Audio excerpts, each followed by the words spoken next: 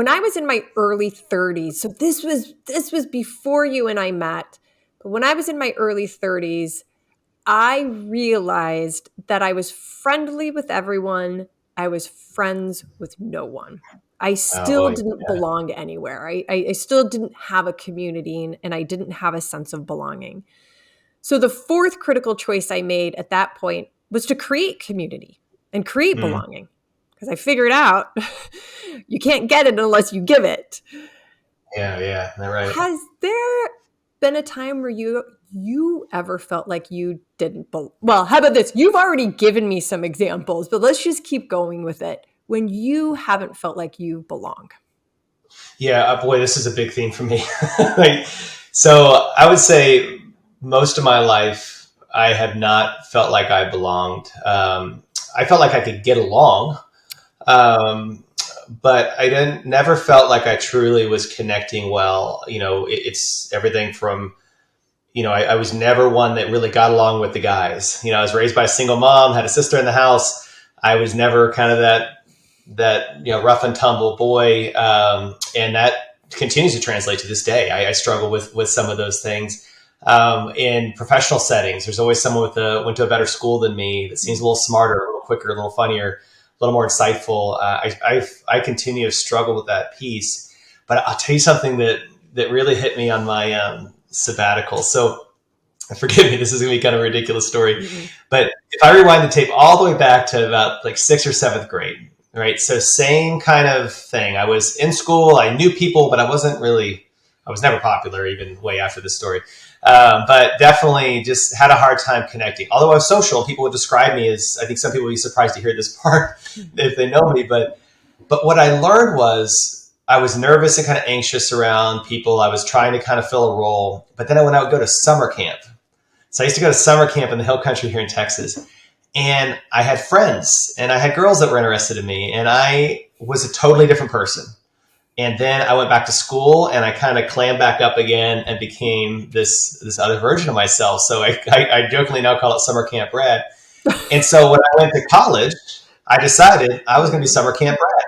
And I was able to develop some really meaningful relationships. I met my wife, but what I found is it's always coming and going. I feel like through much of my professional career, summer camp Brad went away and I went back to just kind of being this person. And you said it perfectly. I was very, very friendly with lots of people, did lots of things, but I did not really have friends. I didn't make friends in the workplace. I kind of kept everybody at arm's length. And it wasn't until my sabbatical. And one of the things I wrote to myself in that trailer up in the mountains by myself was be summer camp Brad as best as you can. And so because of that, I will tell you, and again, this is not, it ebbs and flows like everything else in life, but professionally, when I joined Consumer Medical, where I was for 4 years, that is the first time I ever truly put myself out there and said, okay, I'm going to connect. I'm going to be me. I'm going to accept them and and it ended up being, and for those whoever ends up listening to this, but it ended up being the best experience of my life professionally. I've made friends there that I'll have forever. We haven't been working together for over a year. We're still on a text exchange that gets used every single day. And that was the first time I truly felt accepted. I felt connected and very, very close with people that I worked with. And it really changed my perspective. And so I try to adhere to summer camp Brad as much as I can, but it's not always easy. Yeah. It's so good. So I've got to pull this a little bit with summer camp Brad. I want to do a compare and contrast, just some of the adjectives or whatever words that come to your mind. What did it feel like not to belong? So when you weren't summer camp Brad, what did that feel like? And then I'm going to ask you, what does it feel like when you chose to be? Yeah. Yeah. I think I would make a t-shirt called Summer Camp I Brad. know. I think it's awesome.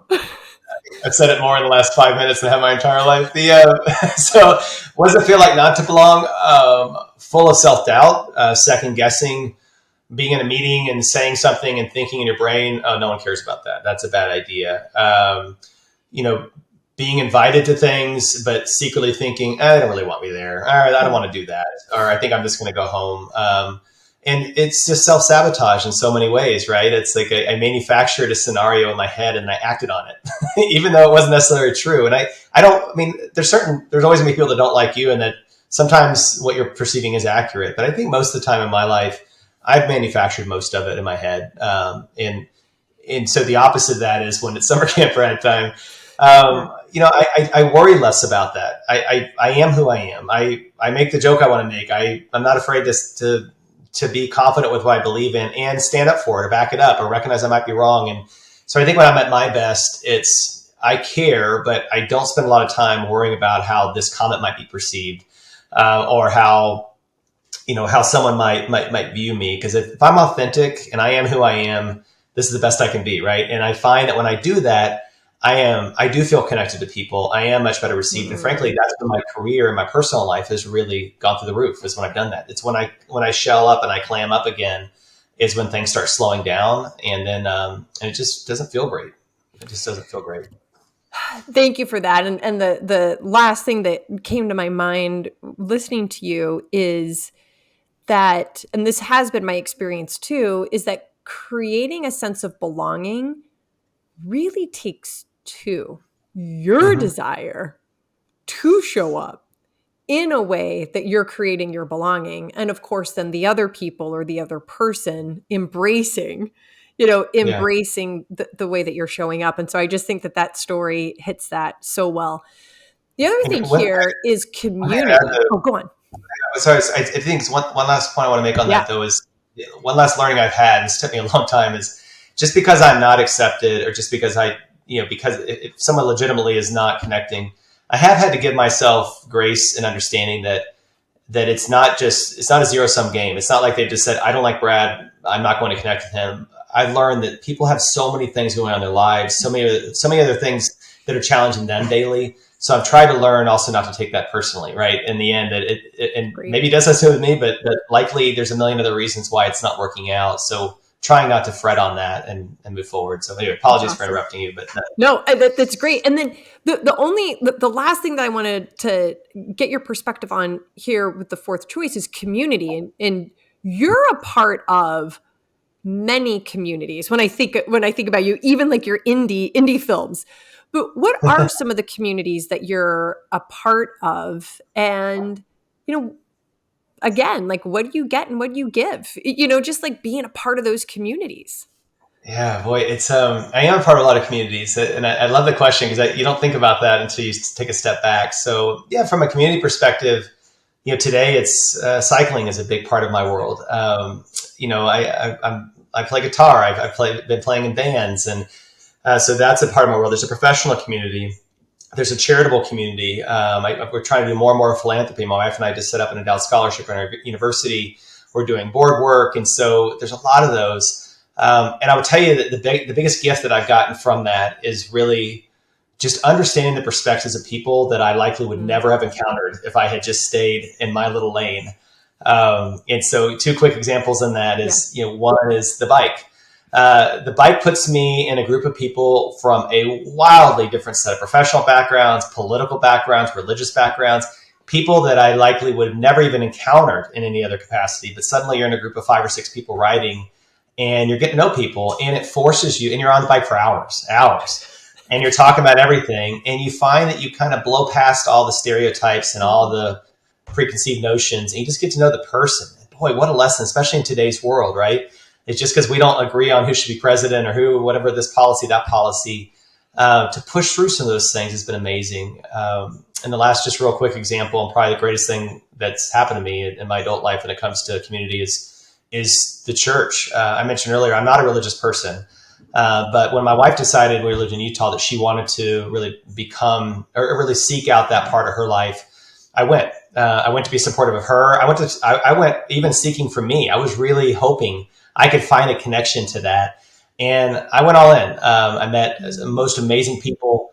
That's how I got into music. I started playing in a band, and then that led to another band that led to us recording. We're on iTunes, and all that started from that particular, from me saying, Wow. I'm going to join this community, even though I don't believe. And I had some negativity and preconceived notions about the people that did believe, and got to know and spend years of my life with one person in particular, the wife of the pastor of the church, and they're some of our closest friends now. But she and I, got to know each other at an incredibly deep level, and she's an incredibly faithful woman.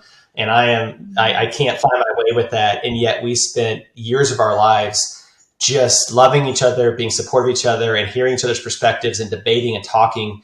And it gave me an incredible perspective on her and on faith. And even though I can't personally connect to it, and for her, it gave her an incredible perspective. She's never really had such deep discussions about with someone like me. And here's the most amazing thing, Trish. This is something I never could imagine would happen to me. She wrote a book, and she dedicated the book to me. And because of the spirit of our conversations and the book's not about me, but it is about, in some ways, the conversations, but two people that are very different came together and actually found common ground and learned from each other. And so that's what the community has given to me. So I would say anyone that's hiding from community or staying away from it, holy cow, I owe my entire life to community and the variance of people that are in my life. I'm so fortunate on that side. And how the differences, because community isn't just people who are like me. I mean, your story just amplifies that so much about how can other people who aren't like me help elevate and nurture and enrich in my life. And that example is, what's her book? Her book is called The Failure of God. Okay. It's on Amazon. Susie Nelson. Go buy it. Susie Nelson. I'm going to look. I'm totally going to look. All right. That's great. When you see the inscription, it says to JB, and those are my initials, and she calls me God's best friend. It's pretty. It was incredible. It's one of the most humbling. I've never been so floored. I was truly speechless. And again, you know me pretty good. That's tough for me to be speechless. I didn't know what to say. Just incredibly generous, and the book is beautifully written. So, but anyway, wonderful. I digress. Thank you, Susie. Thank you for joining me for our Choose and Become interview series. You could find this episode and others at trishkendall.com. Just go to trishkendall.com/choose-become-interview-series. Or if you have a question or just want to leave a comment, email me, trish@trishkendall.com.